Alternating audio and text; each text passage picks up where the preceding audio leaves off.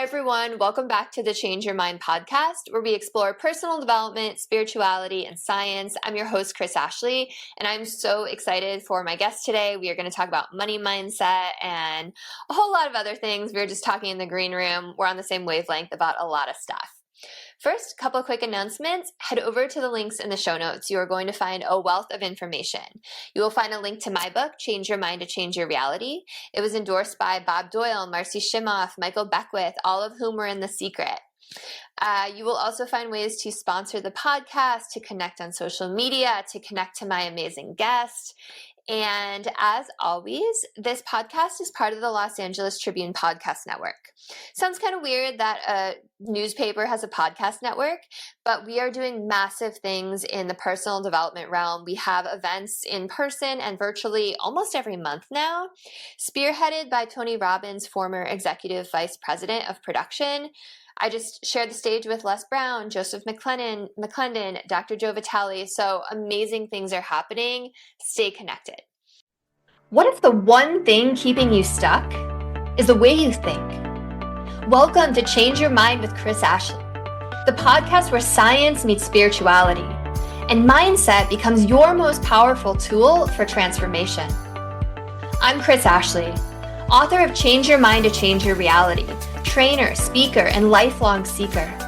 For years, I battled trauma, depression, anger, chronic illness, low self-worth, and the weight of old stories. Until I discovered how to rewire my mind, reconnect with my divine nature, and consciously create a new reality from the inside out. This show is here to help you do the same. Each week, we explore the intersection of personal development, spirituality, and science, diving into topics like healing, emotional mastery, entrepreneurship, resilience, and the quantum nature of reality. You'll hear powerful stories, gain practical tools, and real conversations that will help you change your perspective, get unshakable confidence, and live the vision your soul has always known is possible. Whether you're navigating a major life shift, building your dream business, or seeking deep healing and alignment, you're in the right place. So if you're ready to break through, take back your power, and create a life on your terms, this is your moment. Let's break free from the patterns that hold us back, awaken to who we truly are, and rise. Your transformation starts now.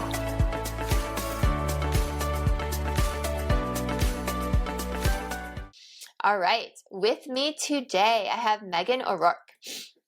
So Meghan is a former clothing store owner and entrepreneur and model, and she worked her ass off to educate people and herself, or to educate herself and help people. She is now a FINRA securities licensed, highly skilled, and experienced business manager and bookkeeper to some of today's top celebrities, social media stars, and business owners. She has a corporate career in wealth management, and she is a go-to woman in a male-dominated industry and gives tips to people on social media on how to simplify their finances. Aside from money management, she is a very spiritual person, which is why she's a perfect fit for the podcast today. She calls herself a fairy, so does her fiance. Welcome, Meghan. I'm so happy you're here. Thank you so much. It's so great to be here. Yeah, I'm really excited to learn all about money mindset and wherever we end up going today. We were just saying that's the best thing about these conversations is we never know where they're going to go, and those are the best kind because I always end up with a lot of really good takeaways. But Agreed. I would start all my shows the same way, and that is by asking my guests what their origin story is. So I'd love for you to share a little bit about what led you down this journey of helping other people with their money mindset. Oh, such a loaded question. And I know that you and I have already spoke a little bit about this and can relate, but eventually I'll kind of tell you how I got started, but it did lead to a spiritual awakening, which ultimately brought me here and this beautiful life that I have today. But I was a business owner. I owned 2 women's clothing boutiques here in the Nashville area for about 10 years. And I had the unexpected but well-welcomed opportunity to actually sell out of my boutiques. And of course, COVID hit during that time as well. So I I was just in pure shock because I thought that that was what I was going to do forever. I, had this whole plan to own multiple boutiques all over the state of Tennessee, and that didn't pan out. And at the same time, I also was ending a 10-year relationship slash 2-year engagement. So a lot of changes happening in my life, and ultimately just ended it all, moved out with literally just a suitcase. I had just sold one of my boutiques, closed the other, and here I was in my early 30s having to completely start over my life. And I went through a mass spiritual awakening at that point. And I did actually manage my own books, records, and everything for those 10 years. And I was always fascinated by finances. And so it was really just a natural next progression with where my career should go. I did take, a couple of months off just to truly figure that out. But I also have, my mother's in the industry in wealth management. So it ultimately led me down that path. But I'm really fascinated by the industry because I kind of have an unconventional career path of where I went, working for myself into very much so corporate America. I work at one of the largest global wealth managers. And I like to bring a fresh new perspective of what I've learned through my spiritual awakening and spirituality in general in terms of how to treat people and how people think about their money mindset. And I told you, I talk to people on a daily basis from people that have a $15,000 net worth all the way up to a $30 million plus net worth. And I'm even around billionaires as well. So very large scale of diverse types of clients that I deal with, I engage with, and it's fascinating. I learn from them every single day. But ultimately, my spiritual awakening did help cultivate the person that I am today, the way that I respond to people, and my fascination with just continuing to learn about numbers and money and energetics of money and how money and motion just really feeds the economy and ultimately feeds us as humans. And so a very unconventional career path, but I do, like to embed the spirituality with the corporate, which is very unconventional, I feel like, especially in today's world. Yeah, totally. Thanks so much for sharing your story. It's funny, like things fall apart so other things can fall into place, right? And as someone who also sold a business, I'm like, hell yeah, girl, because I sold a yoga company.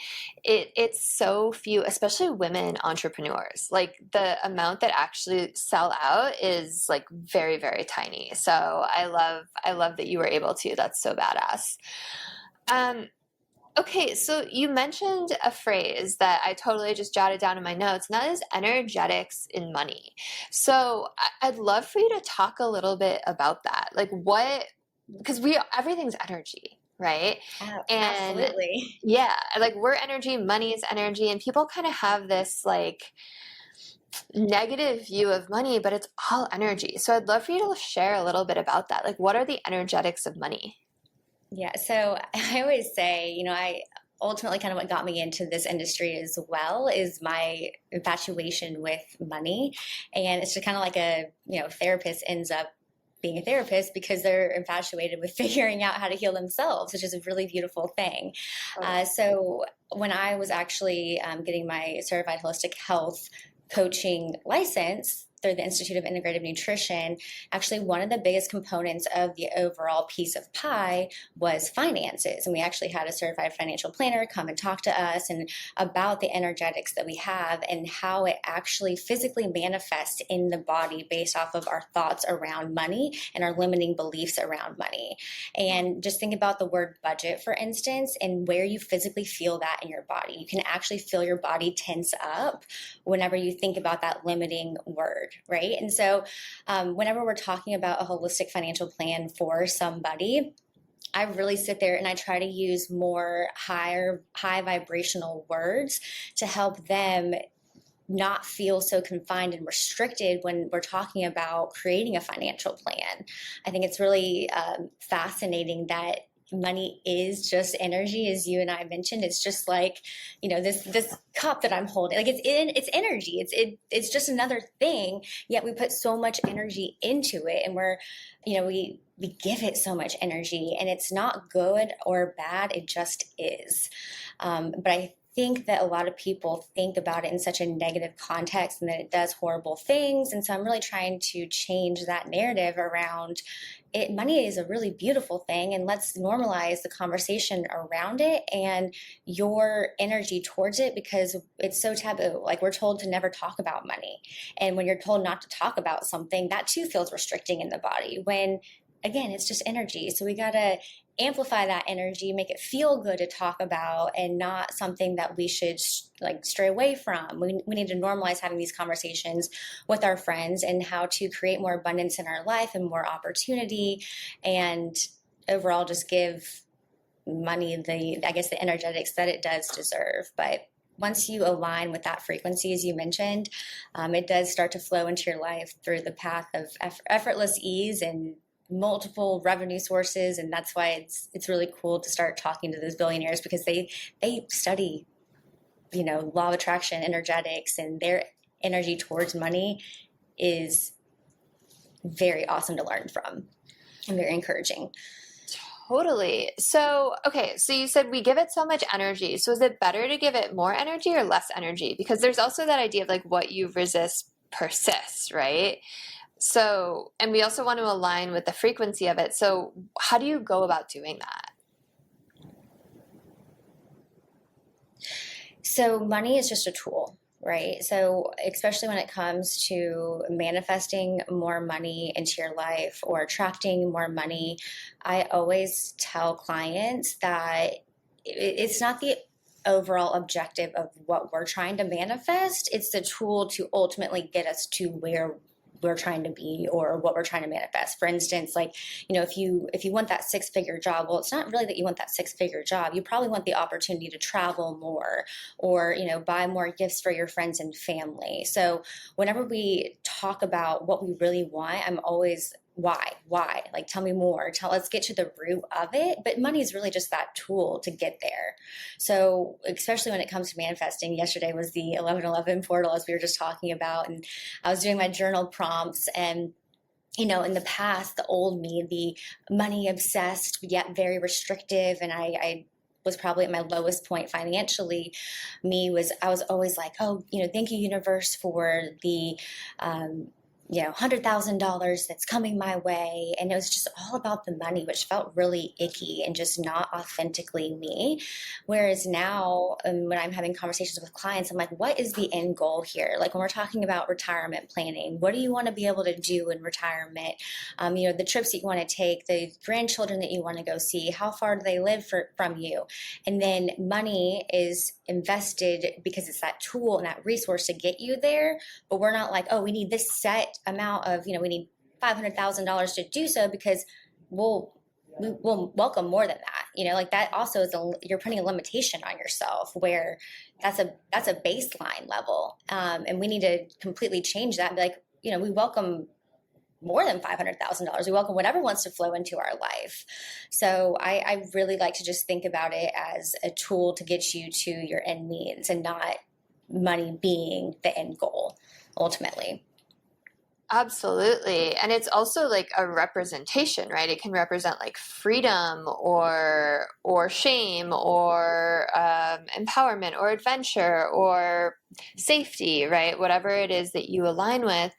So you said that you used to like do these journaling prompts.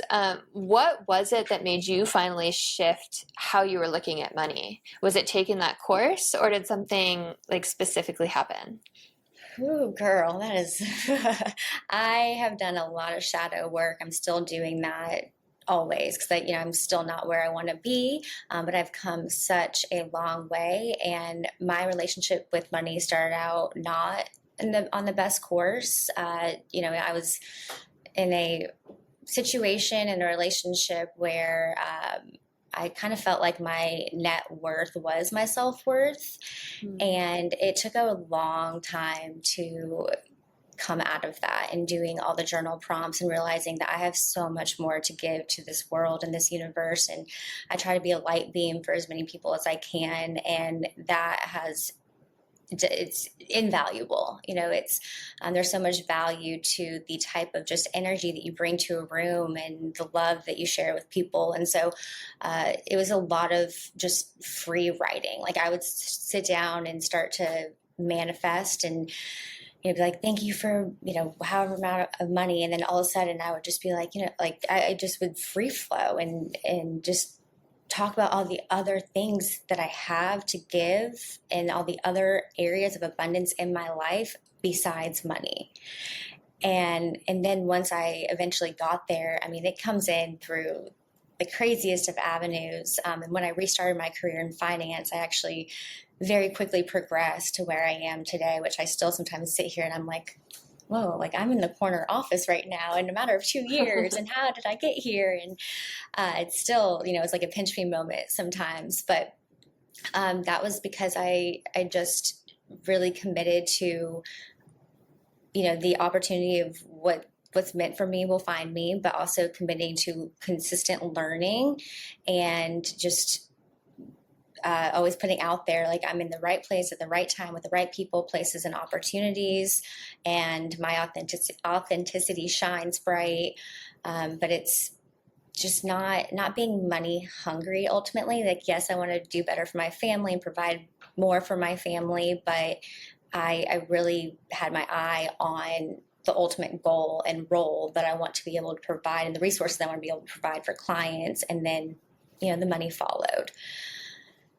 Yeah, and it sounds like it's also that like service mindset, right? Mm-hmm. It's not all about you. It's about like, how can I serve other people and how can I help my family or my clients? And I think that has a big part in it too, right? Like our intention behind something. The universe feels that, right? Intention is everything. And it's funny. I was listening to, I think it was a podcast this morning or a book. I listen to The Headway, just like the book recaps every morning too when I'm getting ready. And a lot of them are money books and mindset and everything. But one of the ones that I listened to was talking about the energetics around money, but also around anything is it's not just the receiving energy. Money has a giving and receiving energy. And I was the world's worst receiver. When I met my now fiance, his love language is gift giving and he loves to spoil. And I was so awkward with receiving to the point where, like, I remember one time on my birthday, my friend was Zach put these fireworks up for me and everything. We had just started dating. It was so cute. And I had never received anything like that in my life, much less even a birthday party thrown for me and my friends. And I just sat there and my friend was like, you look like upset, like you're so awkward, like just receive. And that's when it hit me that I truly don't know how to receive. And so I had to work extensively on that. I love to give. Like whenever I have abundance in any regard, I love to share that abundance with those around me. But it's not just about that. It's also being able to receive, which takes consistent groundwork. But you have to have both sides for a perfect yin and yang and a balance to truly be able to thrive. That makes sense. And I bet a lot of people relate to that for sure. Sometimes it's really hard for people to practice self-care or accept gifts or have the attention on them, right? They're so much better at like spreading out the love. But I love that. Like there's an energy in giving and taking, and it's all this karmic balance. For sure. Yeah, go ahead. Think about, I have a lot of friends that have, very young kids right now, and they tell me how they feel so bad for even taking a shower and I'm like, the more time that you take for yourself, the better mother you're going to be. You have to take that time to recharge, to be a better wife, to be a better mother, and, have somebody that your kids want to look up to instead of just being dead tired. And I'm all about self-care. And I think it just makes you show up better in every regard of your life. Yeah. I have a 9.5-month-old and I don't relate to those people at all. I'm like, if he sees me practicing self-care, that's like gonna show him how important self-care is, that he needs to take care of himself, right? Like you have to model for kids. Yeah. Yes. Anyone Absolutely. who's listening, like, please, like, take care of yourself as well. Okay, so let's talk about like commonalities of abundant people, because you work with, this wide range of clients, but like the ones who are truly abundant, what are some traits that you see in them? Again, I work with just such a wide variety of people, but I would say by naturally being around, very, very abundantly financial people, I would say that they're never super busy. So I think that there's this whole idea out there that we have to put in the grind and work. And when I see the people that actually are truly thriving in this world, one, they want their money working for them in every regard. So, while I can't give financial advice, it drives me crazy when I see a very large amount of money sitting in a checking account earning nothing. Yeah. I always say, have 3 to 6 months max in your checking account for an emergency. Outside of that, like, invest it, get that money working for you, because believe it, like, that's investing truly is what makes more millionaires than anything. Just that natural compounding effect. So that's one thing. It's just always thinking about how their money could be making money, and it's never I have to trade my time for money mindset. It's always, they want to stay, being able to choose their schedule, have leisure, have control over their full schedule, because truly that is freedom. And to me, that's financial freedom. I don't know what your version of financial freedom is, but my version would be doing what I want, when I want, with who I want, at any time. And just, letting my money make money and just living life. I mean, that's the true definition to myself, and I think a lot of people. But there's also no scarcity mindset. So it's, and that kind of goes back to those limiting beliefs. They truly think that they can do anything that they put them. Like, if they have an idea, like, my fiance is just so fascinating to watch in this regard. He thinks of something and he just does it. Instead, a limiting mindset is going to make you sit there and overthink it, write a pro and con list. And by the time you've already, thought about it, that other person's out there already just trying it and not afraid to fail. And that is something that it's all inspiring to watch those people and just like have them have the confidence, just go out and just do it. I still am learning from them in that regard, because I'm the technical analyst behind the scenes, just being like, okay, well, is this worth the investment? How much time is this going to take up for me to actually be able to enjoy this or reap the benefit of it? And so they just act, which is really cool to watch. And they just don't think that, anything, like they're optimists. They look for all the good situations that could come of a situation, which I love too.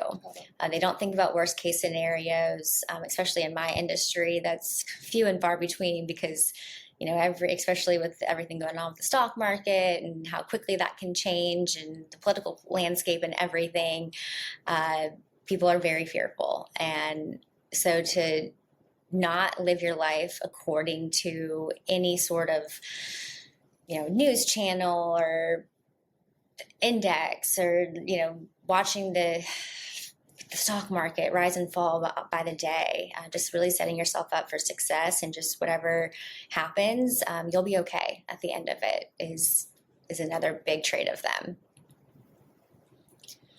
I love that. And like, as you're talking about these, I'm like, those are such principles that I like to live by. And talk about your fiance, like my husband is that way too. And yes to investing, and not like watching it. Yeah. And not getting sucked in the fear. It's like, put it there, let it do its thing. Like, I don't know, right now, like Bitcoin's amazing and we're looking at it, we're like, holy shit, we just made so much money. But it's like, do we touch it? Like, no, like, just leave it there. Just let it keep going, because it's going to keep going. And I think that that's so important what you touched on, because there's a lot of people who have this scarcity mindset, but we could even call it like fear. So how do you help someone like move from that fear mindset? Like maybe someone's listening to this and they're like, yeah, I want to be that way, but I have these like I was raised to say like money doesn't grow on trees, or like I'm living paycheck to paycheck, or like how do you get someone out of that mindset? Yeah, and that's something that comes up all the time because, especially our generation, I'm a millennial, and I mean, it was absolutely a limiting mentality. And so I think that that's why I'm so passionate about financial literacy, particularly in women. I think that more women need to understand that money is not that complicated and investing is not that complicated, and it's a long haul play. And I mean, obviously the history is not a representation of future performance and you can't base it off of that. But if you do look at it, it's typically a pretty good outcome.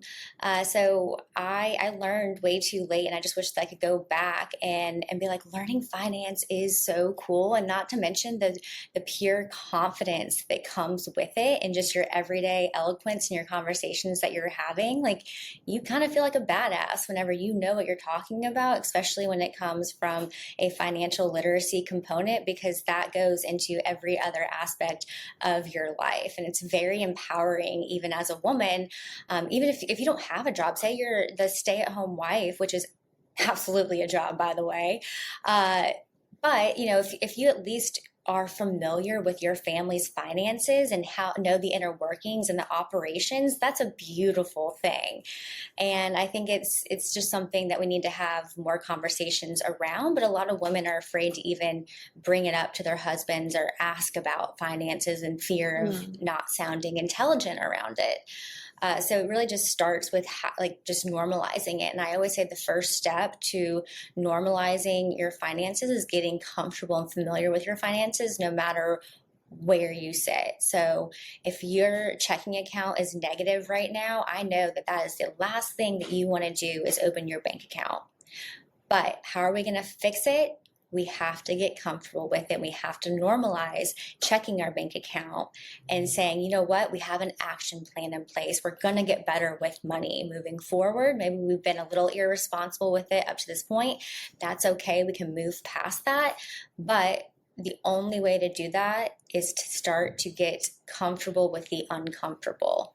And that typically starts with literally just opening your bank account and just seeing where your accounts sit. Because a lot of people just, would rather go the avoidance channel because it's the easiest channel.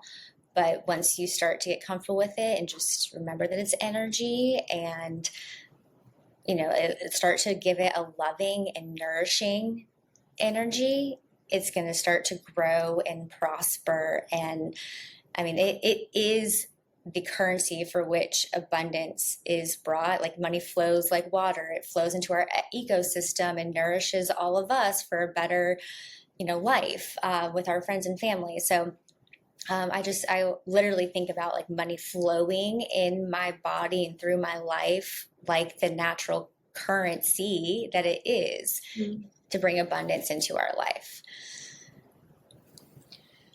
I want to unpack some of what you said, because I think from like a spiritual perspective and from like a very grounded, like here on 3D Earth perspective, like you touched on some really important things. And I think it's really true that a lot of women are not financially literate. And I think it totally stems from insecurity, or just, I don't know, maybe like embarrassment where they don't like know much about it. But like, okay, women, that's not an excuse. We live in a day and age where there's like a million YouTube videos, so many books. Like, I love Tony Robbins' Money Master the Game. That's like a phenomenal book.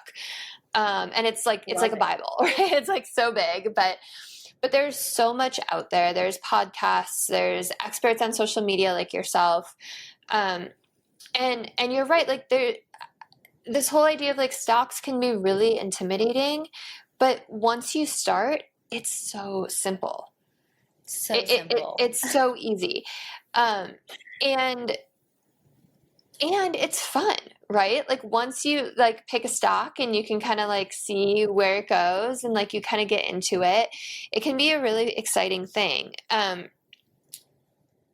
have to ask you, do you think you can beat the market by picking safe stocks, or is it always you always have to like find those outliers? So this is one of And I'm just those. asking that because my husband and I were just talking about this the other day. Yeah, it's very interesting. Again, I'm so highly regulated, so I have to be very careful. But Hmm. there's a couple of benchmarks that like the S&P 500, for instance, right? And personally, I mean, I'm 33, but I am I just like to make it easy. So I'm like fully invested in the S&P 500 because I'm like, that's the benchmark for which they use to try to outperform. And I've got time on my side. I'm a healthy individual, and if the stock market tanks, I've got time to recover. Me personally, I'm all in on equities.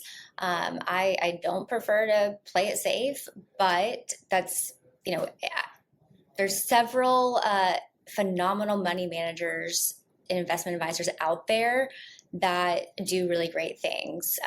There's just so much analysis that goes into it that I can't really touch on, but I truly like to keep it simple. So I'm not going to say that you can outperform the market but honestly, this is fact, is any outperformance typically is not by a long shot outperformance. And then underperformance is typically, far underperforming, on the other end of it. So to me, it all balances out. Again, this is not financial advice. I do have to put that out there. But We I don't want to think get you in trouble. yeah, I think that's where the over complication comes into play here is when people start throwing out these large finance jargon terms, and that's what really intimidates people. And so I like to just come back down to earth and just be like, you know what? It's really simple. We've got a mix of stocks and they have target date funds out there that literally do it all for you. You say when you plan on retiring, and it will just automatically allocate and in proportion to how old you are and when you plan on retiring. So there's so many easy, just automated systems out there. And you can even automate, everything being pulled directly from your paycheck and not even getting to your checking account, and it just automatically being invested, which I'm a huge proponent of because let's be honest, And you don't see I'm a it. girl. Yeah, I'm like, I'm a girl, and the second that thing is in my checking account, Yeah. I like to shop. So I like to automate everything and just make sure it's out of my account before it even gets in my hands. Totally. Okay. Thanks for that. I know I don't want to get you in trouble. Because I've heard so many things. It's like, don't just like put it in the hands of a money manager. Like, uh, whatever. We don't have to go there. We'll keep it simple for the sake of simplicity. But okay, so I want to talk about the more spiritual side. So you said you like to give it a loving energy and flow. Imagine it flowing through you like currency. So is there like a specific meditation or like a specific journaling, or what's like a good place for someone to start if they're like, I have this weird relationship with money. I have this weird view of money. I want to be able to think about money like Meghan. Like, what's a good little like tool that someone could take away? So I like to just initially start out with journaling. And I know that not a lot of people are journaling, but even if it's speaking into your notes app or honestly, Chat GPT, it can be your best friend. It's wild. Like It's sometimes amazing. the other day, I was laying in bed and I like to just get my thoughts out on a piece of paper or anywhere before I go to bed, or else it will drive me crazy. And I wrote down all these thoughts that had been running through my mind when I was in the shower into Chat GPT. And I was like, write me a diary entry around all these thoughts. And what it came up with was, I was like, I feel like I just went to 3 hours of therapy. Like it was crazy. It was That's fun. amazing. So just figuring out, why you have money blocks. So write down, how you've been able to generate money, where that money has gone, and see how it's just excessively flowing out. But it typically is something trauma related as to where it's rooted and where that emotional attachment, whether it be healthy or unhealthy, is coming from with money.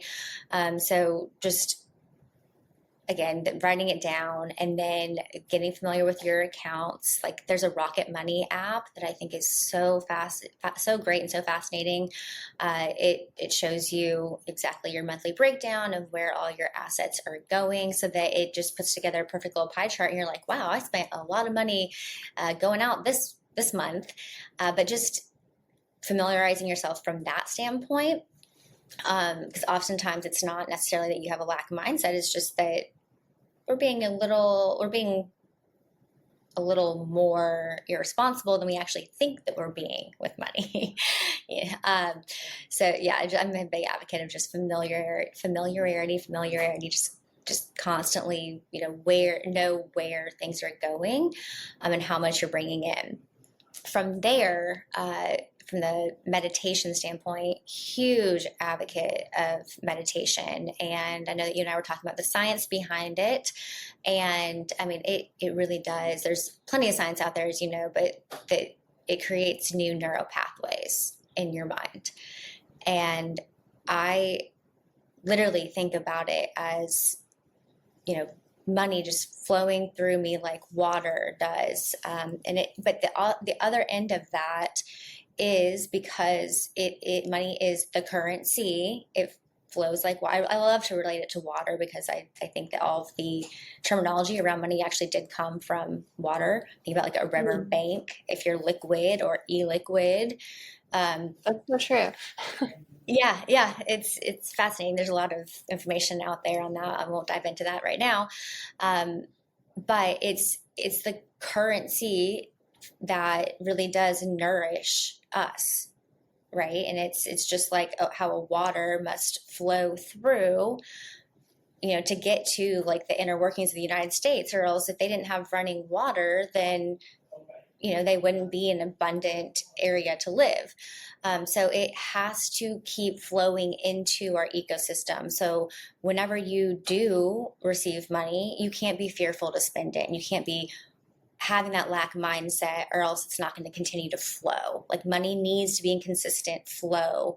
So that's why it's so funny to me too. I love to see people that, do have an abundance of money. I love to see them out spending it however they want. If everything else is taken care of, I love to see them flourishing and nourishing our ecosystem. Like people are like, oh, how can he go out and spend, $30,000 at a bar and buy a table? And well, if he is financially set up and everything is in place and he has that type of disposable income, I think that's amazing, because he's out there having fun, or she is out there having fun, and your version of fun doesn't have to be that, but, and then, they're helping to supply the lifestyle of the server, who ultimately probably has a family at home, and they're tipping them a nice amount, and then they get to go home and have an income stream for their family. So I love to see people spending money that have it. I think it's a beautiful thing.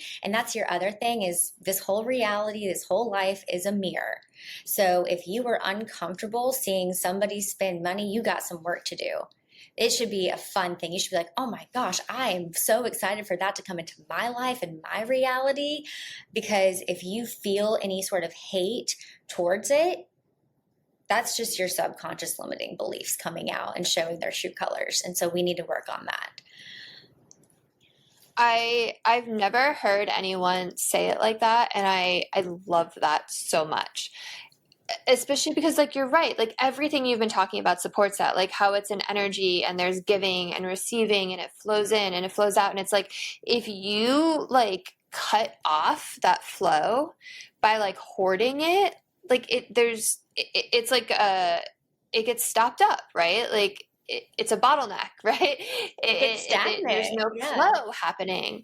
And like, who wants to, like, I get like leaving money for your kids is one thing, but like, who wants to like die with like millions in the bank, right? It's like, you want to live your life. We are here to have human experiences, and for better or for worse, money is a tool that we have in this 3D world right now at this moment in time.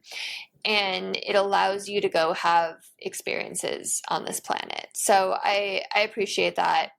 So, okay, you started this whole conversation off by saying, like, how does the word budget make you feel, and where do you feel that in your body? So how do we balance this idea of, something like that feeling really bad and facing that kind of shames, maybe depending on your situation, of like looking in your bank account, which I've been there when you were talking about, like, you don't even want to look at it. Or like, how do we balance that with this idea of like letting it flow? Because, just to play devil's advocate, I'm sure there's going to be some like internet troll listener that's like, well, I don't have money to like go spend, so like how am I gonna like keep the flow going, right? So like how do we like navigate all of that, these like different ideas? Yeah, and I mean, that's such a good question. But it's not that you necessarily need more money. I will first and foremost say that until you get realistic with where your money is going, so getting that familiarity, you probably have more money than you even realize. But it's just been, you've been spending it in not the best of places. Now, that said, forgiveness comes into play too. I remember one time I spent a ridiculous amount of money on something that really didn't provide. It's an energy exchange, right? So like if you are spending money on something, it should provide a good feeling in you. And that also comes down to like the 3D, paying your taxes and paying bills. Like I had to change my mindset around, oh my gosh, like I can afford this water bill being this high because I have a hot tub and a pool.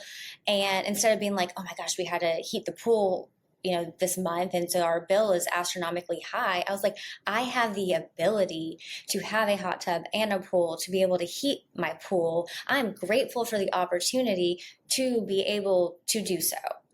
I'm happy to pay this bill.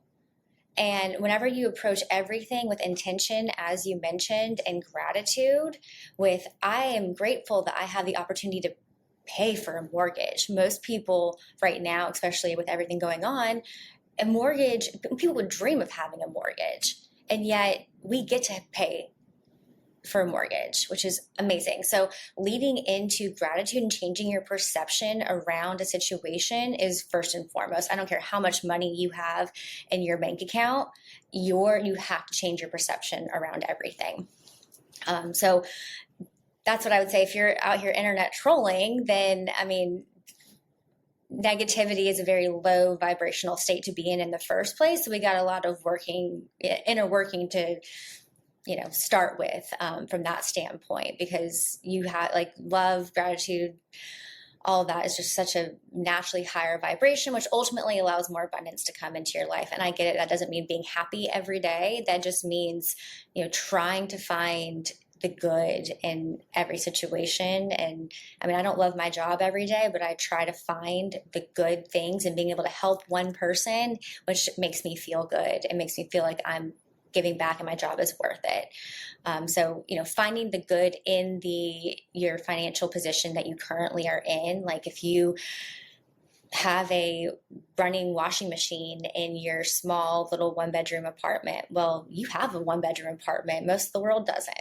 So, just finding really getting down to the baseline and starting with gratitude there, I found that has been monumental in my large manifestational movements. I tell my fiance all the time that I've literally manifested him, because I did. But totally. it all came from a place of just being gratitude, being super specific on what I wanted, and leading with love, and then being grateful for the love that I did have in the time. So I guess that was a very long-winded answer of just coming back down to mindset and, being grateful for what you currently have flowing into your life, but also not being so obsessed over it, and watching your every dollar inflow and outflow is really crucial. I thought it was a great answer. And, you know, because we can say like mindset, mindset, mindset, but like giving specific examples is so important. And it's that like shift in perspective versus like there's an energy that comes with like, oh, I have to pay this bill versus like I get to pay this bill because I have this privilege, right? Or like I have this amazing thing in my life. I have this hot tub, you know. So I love that example. So, okay, so what happens like if someone's in a partnership and the other person is like very obsessed with the budget or just like very much like we can't spend this and like how do you recommend people navigate that situation? Because I know a lot of people who are like that in those kind of relationships too. That's my own relationship. No, it's a beautiful thing. And we both have learned Opposites are good. we are. But yeah, I'll just put my fiance on blast. When I first met my fiance, he is in a very financially blessed position. He's worked his tail off to get to where he is. I'm very proud of him. But you know, he would spend pretty frivolously, and I just was like, that's not me. I like to spend with intention. I like gifts to have meaning. Like for I guess my stepdaughter, his daughter, I'm like, we're not just going to go out and buy tons of Barbies. We're going to buy intentional gifts that she can learn something from. And so it's amazing because, you know, as Christmas is about to come around, he's like, I got her really intentional gifts. And then he subconsciously said that because I've been subconsciously saying that. So it's been rubbing off on them. But I would say, you know, continue to let the person be who they are. Don't ever, first and foremost, go into a relationship trying to change the person. And I realized that his love language, like I said, is giving gifts. So I've let him do that. Like if he wants to go to Walmart and spend $200 on random shit, I'm like, that's a you thing. You can do it. Have fun. I don't make him feel bad for it. I think that's what we have to, you know, start out with first and foremost is not making somebody feel bad for being who they are unless you're getting in, you know, into a really bad debt situation. Then of course we need to have a little bit more of a stern conversation.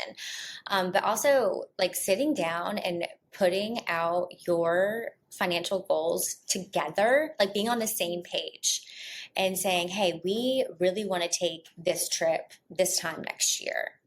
So that whenever you are consciously out there spending, you think about, is this worth, you know, the money? Like, is this worth this experience right now? Or could this go towards our trip next year? But like, you have to be on the same page of that. You have to have communication around it. But I will say from personal experience, like when you make somebody feel small or belittled about not knowing about finances, that does not help the situation either, because it's just going to continue to create those limiting beliefs and that sense of lack in that other person. So you have to come at it from a very loving energy and just saying, you know, hey, honey, maybe like we've been spending a little bit too much this month, and not getting on their case and being like, you can't go out and spend that amount of money. Like, why would you ever spend $200 on your hair? Well, are you aware of how much hair costs these days? Because that's a discount. Well, no one wants to be like married or in a relationship with like someone that's like their parent, right? Like exactly. That's, yeah. Yeah, and being a previous boutique owner, the amount of times that women were like, oh, let me go get some cash out so that I can, you know, buy my clothes, hide this. Yes, which I mean, oh my gosh. I understand, to each their own, but I just think that being on the same page and never ever making somebody feel bad for telling you the truth. Like if somebody comes to you and they're like, I messed up, I spent way too much money here, or I got in debt or whatever, like you have to come at it from a loving way and not a demeaning manner, or else you're not going to get anywhere in your relationship. I really appreciate that, like everything you've said today has had so much heart behind it, whether it's talking about like being of service or, you know, not making people feel bad or making them empowered. And I just want to call that out because there's like so much compassion with the way that you speak and like thoughtfulness. And I think that in and of itself is like such a mindset that so many people could just learn just like from listening to you that like you're not even trying to teach right now. So I want to call that out. And then, as we're wrapping up, is there anything that like we didn't really touch on that you think is really important for listeners to take away today? I know I mentioned it a little bit earlier, but I always like to come back to, I know that we live in this three-dimensional world and money is everywhere. It's the talk of everything, yet our personal finances necessarily aren't. So I really want to encourage conversation amongst your friends. Like ask them what they're invested in their 401k, and do not ever be afraid to sound stupid, especially when it comes to, your conversations within your own personal home. I really empower conversation. And if a significant other or a friend or somebody does make you feel less than, then maybe reconsider, or come to them and just be honest and say, hey, that didn't make me feel good. I really am trying to learn. Like I would like to know and have an understanding and just approach it from that manner. But we just need to normalize conversation around money mindset in general. And I think that so many people, far more than we know, really put their self-worth and their net worth, and that's not true at all. You're not, just because you're the friend that doesn't make as much as everybody else does not mean that you're any less of a friend or a person. So I really want you to lead in with that heartfelt knowledge and understanding that you have so much more to give on this earthly plane than just monetary abundance. Abundance comes in all forms. So lead with love. Love is like the highest, love and authenticity are the highest vibrational states that we can ever offer. So lead with that type of abundance and it'll take you far. I love that. And you're making me think like, I don't have money conversations with friends really. So that's an interesting thing. Like my husband and I talk about this kind of stuff all the time, but it's not something I'm like thinking as you're talking, like, why is that? And I think it's because I don't want anyone to feel bad or uncomfortable. But maybe that's part of the problem. Maybe like more open communication, like you said, is going to be helpful for all parties. So yeah, thanks. And it can teach you something too. And not like, just to throw in one last thing, because it was something that came up today. Like in my current role, I come across a lot of accounts, and I came across, I think, like 3 accounts today of people that had SEP IRAs, and the money was not actually invested. It was just sitting there in cash. And those are really, really difficult conversations to have with the client when they thought that, the 3 to 5 years that they've been contributing to their IRA, that the money's been invested that whole time. So, if you have conversations with your friends and you're like, oh, what type of investment are you investing in your 401k, your solo 401k, your SEP IRA, your Roth IRA, and they go and look and they're like, oh my gosh, I'm not actually invested. Like that can be a huge life-changing moment to realize that, your investments are not actually invested, or they're investing in something that, the market's up 20+% year to date, but yet you've only, you're say 30 years old and you're only up 3%. Well, let's look at what we're invested, because it should be a little bit closer in line to what the market performance is. So normalizing those kind of conversations. And it's really fun too, whenever you start to have those conversations. So important. Yeah, I love that. Great tip.